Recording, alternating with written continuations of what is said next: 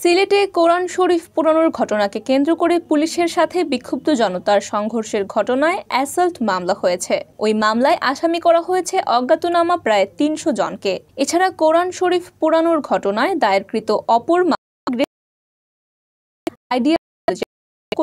ওই শিক্ষা প্রতিষ্ঠানের অন্য দুই দুপুরে মাধ্যমে পুলিশ ওই ৩ জনের রিমান্ডের আবেদন করেছে।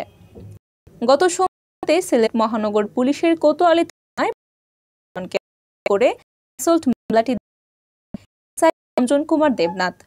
মঙ্গলবার বিকেল পর্যন্ত ওই মামলার কোনো আসামিকে গ্রেফতার করতে পারেনি পুলিশ। এছাড়া কোরআন শরীফ পোড়ানোর অভিযোগের অপর মামলাটি দায়ের করেন কোতোয়ালি থানার এসআই AHM রাশিদ ফজল। ওই মামলায় আসামি করা হয়েছে সিলেট নগরীর আখালিয়ার ধানুহাটার পারাস্থ আইডিয়াল স্কুল অ্যান্ড কলেজের অধ্যক্ষ নুরুর রহমান, একই প্রতিষ্ঠানের শিক্ষক মাহবুব আলম ও ইসহাক আহমদ। ঘটনার পরপরই নুরুর রহমান ও মাহবুব আলমকে আটক করে পুলিশ। পরদিন বিকেলে আটক করা হয় ইসহাককে। ওই ৩ জনকে আদালতের মাধ্যমে কারাগারে প্রেরণ করা হয়েছে।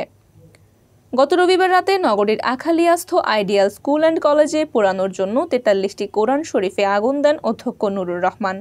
খবর পেয়ে স্থানীয় লোকজন বিক্ষুব্ধ হয়ে ওঠেন।